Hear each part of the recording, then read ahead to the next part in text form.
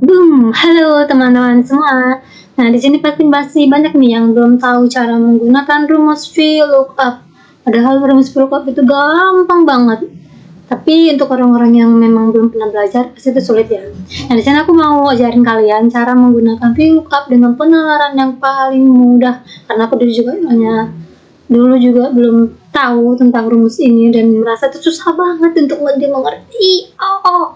Nah, di sini tuh aku udah punya data yang bikin sendiri. Memang ada hubungannya antara satu dengan yang lain. Seperti aku yang tidak ada hubungan dengan dia, ya. Nah, di sini tuh ada nama dan juga ada tinggi badan, ada piket dan ada juga status. Kenapa ada sini status? Ya supaya kamu menyadari statusmu dengan dia. Tidak ya. Nah, kita pindahkan dulu namanya tuh di sheet yang baru. Kalau dilihat di sini tuh belum berurut ya, jadi diurutkan dulu. Nah, setelah diurutkan tentunya kita mau melihat data sebelumnya itu pasti butuh effort ya.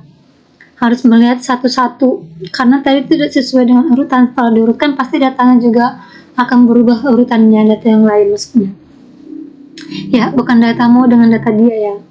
Nah, misalnya kita mau cari nilai dari piketnya, misalnya tuh si Arjun itu piketnya kapan gitu, karena tadi si Arjun ini bukan di urutan yang pertama. Nah, kalau datanya sedikit seperti ini, mungkin teman-teman bisa ya melihat langsung. Tapi bayangin coba, kalau misalnya datanya sampai ribuan atau juga puluh ribuan, itu butuh effort yang lebih untuk teman-teman dan menguras tenaga pastinya.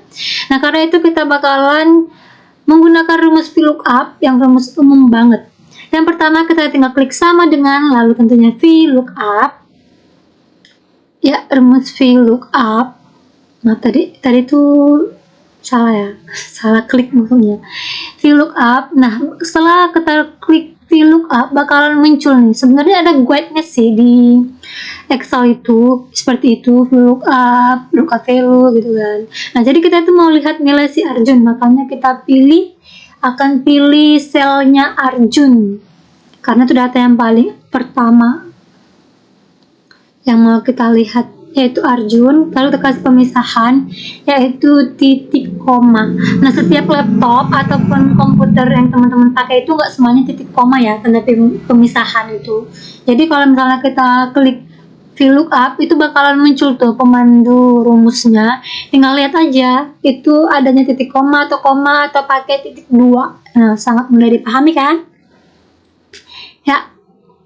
Nah, setelah itu kita tinggal lihat di tabel array-nya, yaitu data yang mau kita lihat. Nah, secara terjemahan, VLOOKUP artinya adalah vertikal dan melihat.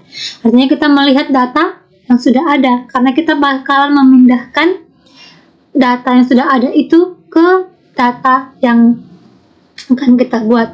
Nah, kita lihat di sini, piket itu ternyata ada di urutan ketiga. Nah, sebenarnya kita bisa pilih tabelnya aja dengan memblok tabelnya saja. Tapi ini karena sedikit, tentu pastinya gampang ya. Bayangin kalau tabelnya itu sampai dengan ribuan atau dengan puluh ribuan, itu bakalan butuh effort teman-teman untuk memblok. Makanya kita bisa langsung pilih dari atas aja dengan cara mendrag dari B sampai E. Nah, kita hitung dari yang pertama kali kita blok itu urutan keberapa yang mau kita lihat. Nah, dari nama, tinggi badan, dan juga dengan piket, ternyata dia ada di kolom ketiga. Karena pertama kali kita ngebloknya dari nama, kita tinggal hitung 1, 2, 3. Nah, kolom ketiga. Lalu kita tinggal klik saja 3. Lalu kita kasih tanda pemisah titik koma. Lalu kita cari true atau false. Biasanya 1 itu untuk true dan 0 untuk false. Kita bisa klik 0 atau juga klik 2 kali di false. Tapi biasanya kalau aku itu pakai 0.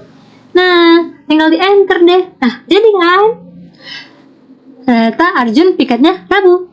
Kita bisa ngedrag rumus yang sudah ada tadi dengan cara klik 2 kali. Atau kalau mau di drag manual juga boleh. Tapi kalau misalnya manual itu, kalau data yang sedikit seperti ini memang nggak bakalan kerasa capek ya.